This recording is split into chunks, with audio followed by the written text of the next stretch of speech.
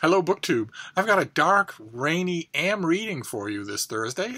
Just a snapshot of the books that I'm in the middle of now. I've got 8 books here, 4 of which I have read, and 4 of which I have not read. I'm going to read next. And the first 2 of the ones that in the red pile are rereads. The first one being a reread from a while ago. This is actually a famous book, but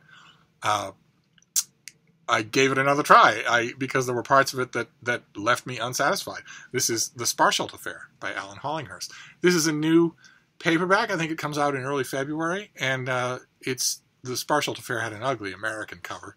So ugly, in fact, that I did something that I've been doing a little more often, which is to go to Book Depository and buy the UK edition for money, even though the publisher sent me the American version for no money. I've done that a couple of times just because the American versions were so much less appealing. And that was true of the hardcover of The Sparsholt Affair, but look at this paperback. That's lovely. Absolutely lovely. So now I have 2 copies of The Sparsholt Affair, because the design for the UK paperback of The Sparsholt Affair was lovely. So I'll just put them side by side. But the thing that bothered me about it is, those of you familiar with this book maybe have read it,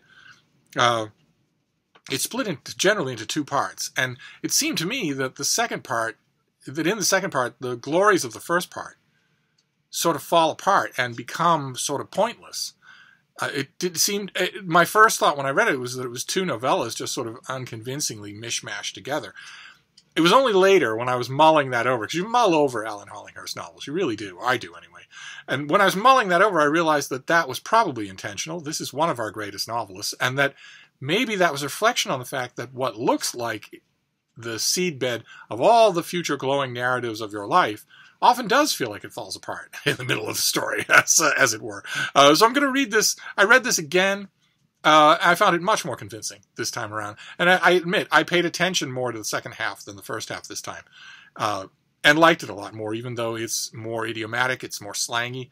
I still liked it a lot more than I did the first time. So my estimation of this book increased enormously with the reread, which is just what I want to happen. So ordinarily, there are 3 stages to my involvement with a current book. Ordinarily, I will read it the first time, sometimes a couple of times when it's brand new or forthcoming. And then, as in this case, I will read it again when I get the paperback. And then I'll sort of leave it alone until it crosses my radar again, usually at a used bookstore where I will find a hardcover for $1 or $2, and I'll think, it's time. It's been half a decade or a decade. It's time that I read that again. I don't see that that's likely in this case, because I would never buy the hardcover of The Sparsholt Affair in its American edition. I would either buy this, which I already have, or I would buy the UK trade paperback, which I already have. So, I don't know, I may be saying goodbye to this for a while, until, somewhere way down the line when Hollinghurst is reprinted in a uniform edition of some kind. But anyway, I enjoyed it. There's always a bit of, as you all know, there's always a bit of trepidation when you go at a book, when you reread it, even if you only mostly liked it. I only mostly liked The Sparsholt Affair the first time. There's still trepidation that when you go at it, you're going to not like it at all. And that didn't turn out to be true. I liked it a lot. And then the second reread is brand new. It's only a reread because I read the advance copy a while ago, a couple of months ago, I think. And then I got the finished copy and read it again, and oh my, oh my. It should make my blood boil, but it's such a great adventure story. It's by Dane Huckelbridge, and it's No Beast So Fierce. This is the Champawat tiger, the turn of the 20th century. A tiger went on a massive killing spree of humans, killed lots and lots of people, and eventually attracted hunters from all over Europe, including Jim Corbett, who was famous. Bring Him Back Alive was famous, and eventually did kill the tiger. It was sort of the one of the feathers in his cap, one of the high points of his career as a professional animal killer. And once he killed the animal, it became obvious why this tiger had gone on a killing spree in the first place. The tiger's teeth had been rotted away. The lower canines were almost gone. So, and in a tiger's eye, a 300-pound animal that's made of muscle and claws, there's no prey animal as easy as a human walking down a road. They're totally defenseless. And they provide 2 or 3 days worth of eating. So, but ordinarily that fact would make my blood boil when I read a book like this, especially since the story of the Champawat tiger is not big enough to fill a book this size. So what you have to do is what the author does, which is to fill the book with other people killing other tigers. The book is just full of people beating the bush, terrifying tigers out into the open, and then shooting them dead. And that shouldn't have been enjoyable for me, but this author does such a great job, and he's not endorsing anything, of course.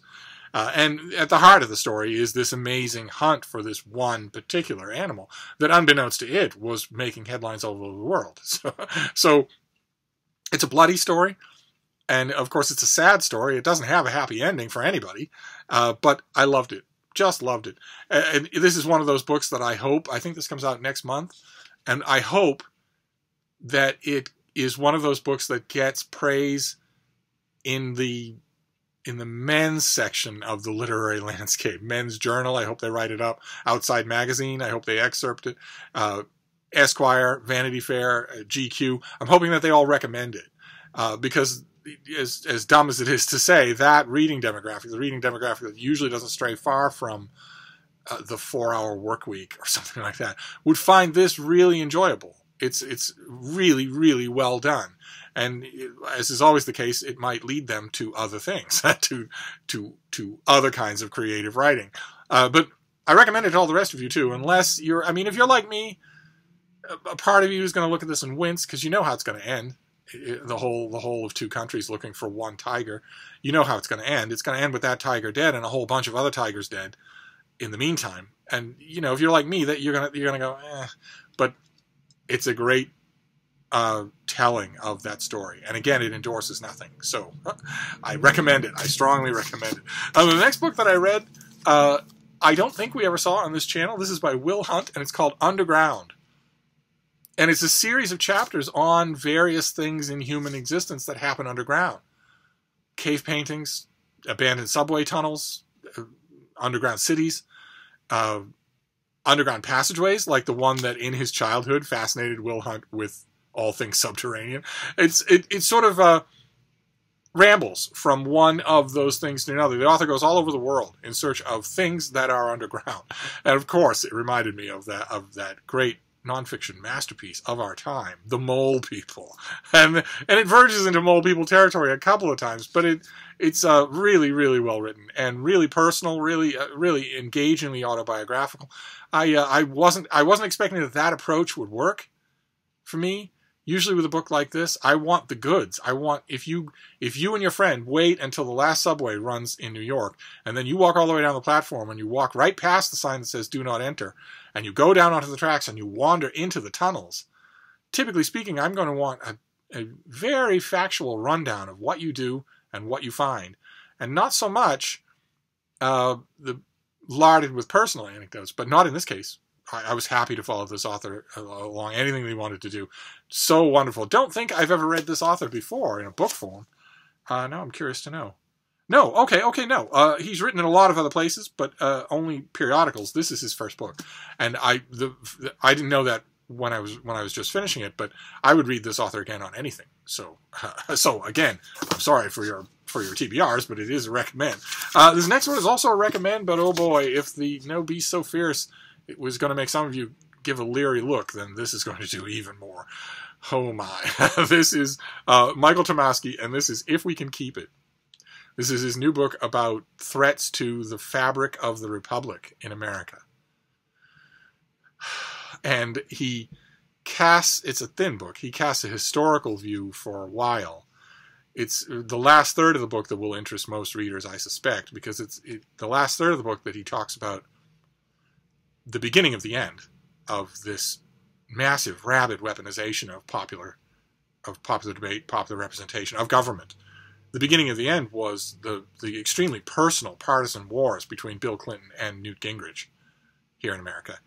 And especially some of the things that Newt Gingrich did to the political landscape that no one had ever done before, or that no one had done since the robber baron days. Certainly no one had ever dragged it kicking and screaming into the modern era. The last third of the book starts with that, and of course concludes with Donald Trump. And the author, at the end of his book, mentions at one point that the rest of the book would have been unchanged in its momentum and in its general direction if Ted Cruz or Jeb Bush or Hillary Clinton had won in 2016, but that it's radically different since Donald Trump won because, as the author points out, Donald Trump hates the machinery of democracy. He hates checks and balances. He doesn't seem to understand that they're there. He seems to think that he is an unfairly thwarted dictator rather than a duly elected representative of the people. And also, the author mentions it. I don't particularly think he mentions it enough, especially in light of his discussion about social media. Also, Trump personally never speaks in public anymore without lying. Never. Ever. You automatically think in America, well, of course, politicians lie, but this is a politician who, if he walks up to someone with a camera for any length of time, be it 30 seconds or 3 hours, he will not talk to them without lying, without saying something, not a misinterpretation, but something that is just flat factually a lie, something that he knows is wrong because he's been shown it repeatedly and says anyway, because he just thinks he can, thinks there are people who will believe him. That's never happened before. As the author points out, the author actually ranks Trump as a worse danger to the Republic than Richard Nixon, because at least Richard Nixon cared about policy and understood the limitations of the office of president, whereas Trump doesn't and doesn't want to. So I understand completely. If you look at a book like this is of course not the only or even one of 100 of the latest books like this. You might think, I get enough of that on the news. I really don't want to read a book about it. The recommendation that I want to give is that Michael Tomasky really is a smart person. He really is a smart writer. And I think I got the impression from reading this book that large chunks of it were on his mind before the 2016 presidential election. I'm not sure this is, a lot of these books, are obviously naked cash grabs, much in the nature of Trumpism, ironically enough. But a large part of this I don't think is, I wish that it were longer and maybe dealt with Trump and Trumpism only as a footnote at the end instead of the final emphatic period at the end that leads you to think that a lot of this was rewritten in the light of Trump. But one way or another, I would understand your reluctance, but if you're up for it, or if, for instance, you don't want to read it, but you have someone on your book buying list who is hoovering up these books. I am hoovering them up. I read every single book like this, whether it's healthy for me or not. I don't think there's any doubt that it's unhealthy. But if you know someone like that, this is a good one. And I wouldn't blame you if you wanted a little recommendation in those lines, because there are so many of them. This is a good one. So I actually recommend all 4 of these books. And then we'll go to the 4 books that I haven't read yet, starting with a piece of historical fiction. I think we saw the advanced copy of this. This is the finished copy, and I haven't got to it yet. It's At the Wolf's Table by Rosella Postorino. And it's about a young woman who becomes a waiting woman to Adolf Hitler. And all that you would imagine ensuing from that. It's not the first book like that, but I haven't got to it yet. I've had the advanced copy for a while, and I haven't got to it yet. So this is along the lines of what I say about 2016 or 2019 being a really good year for historical fiction. So I, of course, want to give this a try, and same thing with this next one. It's also historical fiction.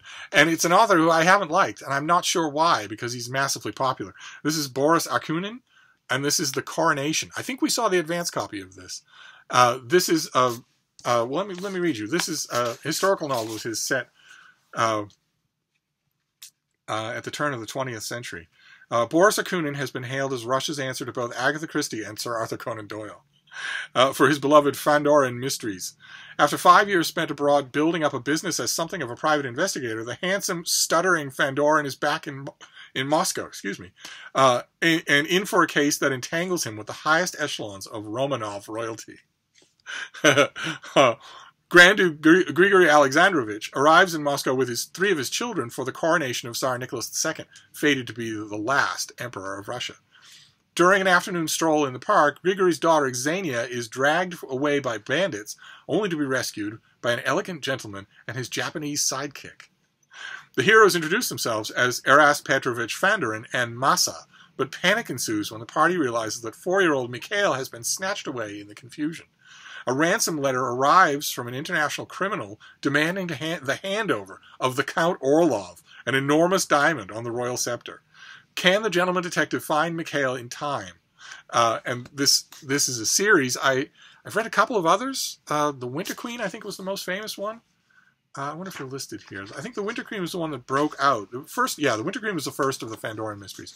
And it was the first one that broke out in America after a New Yorker article about this author drummed up enough interest for the publisher to think that maybe that would work. And it has worked. I know these things are popular.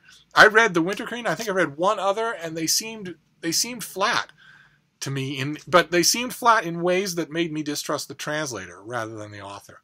So this is a very nice, hardcover book. I'm going to give it a try as a piece of historical fiction. I think one of the things that might have led me wrong was that whole Arthur Conan Doyle business. I think what I will do is think of this as a Romanov historical novel rather than a Russian Sherlock Holmes or anything like that, to avoid the specter of disappointment by comparison. And then this next one is the writing duel of Charles Todd, and this is The Black Ascot. Look at that cover. Very brooding. Can't really see it in the light, but there's no light today. It's been dark. It's been dark all day long. And pouring rain. Sheets of rain hitting the windows. Sheets. Just incredible. Like somebody turned a garden hose on the windows. No ability to go outside, even though I pine to be outside because it's 60 degrees. But anyway, I haven't got to this yet either. This I think, might be another historical. These are all just 2019. I'm just awash in historical fiction. But let's see what we have here. Yes, okay. The ongoing character here is Ian Rutledge of Scotland Yard. After saving an ex-convict's life, Inspector Ian Rutledge receives an astonishing tip about a legendary crime from a grateful man. Implausible though it sounds, Rutledge must report this information to his superior at Scotland Yard. Still, if true, the tip could lead to capturing Alan Barrington, the suspect in an appalling murder during Black Ascot, the famous 1910 royal horse race that honored the late King Edward VII. Barrington's disappearance before his trial had set off a manhunt that spanned the globe, baffling Scotland Yard and consuming all of Britain for nearly a decade. But why would Barrington return to England now?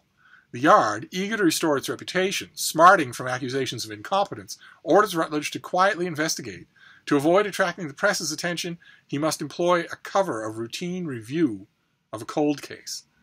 Meticulously retracing the original inquiry, Rutledge begins to know Alan Barrington well, delving into his relationship and uncovering secrets that hadn't surfaced in 1910. And as he draws closer, perhaps too close, to the man, the investigation is suddenly thrown into turmoil when Rutledge's sanity is questioned by a shocking turn of events and his life is changed by his darkest fear, the explosion of his shell shock, because he was in the Battle of the Somme. So I've read a couple of books in this series and liked them, although they struck me as a little bit workmanlike. So once again, as with the Boris Akunin, I will be just trying to like this more than I have in the past. And those are the three books that I will be reading, and then this last one is one that I am currently reading. I stopped it to make this video. I'm probably 2/3 of the way through with it. It's by Suzanne Woods Fisher, and it is Amish fiction. It's set in the world of the Pennsylvania Amish. And this one is Mending Fences. And the main character is someone who has... This is I think, the first in the Deacon's Family, which is a series that this author has written. She's written nothing but Amish fiction. And in a couple of her previous books, this character, he's been in rehab and out of rehab a couple of times. He is, in modern 21st century parlance, he is an alcoholic. And that in the book, I don't think he's described to look like that. I don't think any Amish has ever looked like that. But book publishers can take a little liberties, I suppose, here and there. But one way or another, I really like. You wouldn't think it most of the time when I read Amish fiction. Oh my God, it's so awful. But this author does a really good job with meshing the two worlds. The Amish very, very, very pointedly are non-modern, but they're surrounded on all sides by the modern world, and this author does a really good job with that and makes all of her characters complex, which I like.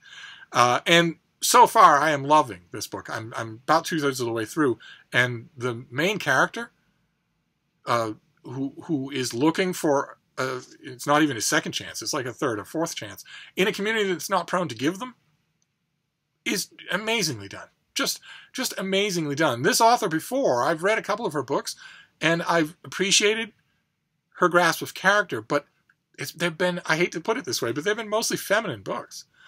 And I never in a million years, even if she's good with sturdy deacons and, you know, stout farming men and the way that they can be good people, I would never have expected that she would be capable of so accurately capturing a conflicted and somewhat resentful young man. It's a rarity with these books, and I'm really, really enjoying it. So there you go. So I don't know if we can do a Steve Pyramid. Can we do a Steve Pyramid here? So we'll start off with the books that I have yet to read or that I'm in the middle of reading. The Black Ascot, they're all historical, except for the paperback. The Coronation, and At the Wolf's Table. And also, I'm in the middle of Mending Fences, which is a paperback and which is set in the modern day. Then I reread The Sparsholt Affair. Again, I will leave it alone for a while, but my estimation went up. Then No Beast So Fierce. I read the finished copy of it. I really liked it, as uncomfortable as it is. Then the Underground, about various aspects of what people do underground. Really good book. Very enjoyable. And also one of those books you can pretty much hand to anybody. Mainly because of the joie de vivre of the author. And If We Can Keep It, by Michael Tomasky, which is, it's, you know, I think he might rebel a little at this description, but it is a Trump book. It is about previous social disruptions in American history, but it culminates in the worst social disruption of them all. And that might color your willingness to go at it, but I'm recommending it if you are willing to take it on. And there you go. That didn't really have a reason. It's just when I think about books, I think about you. So I made a Thursday Reads video. I am going to make a Friday Reads video, so you're not free of me. But I will wrap this up for now, and I'll be back. Thank you, BookTube.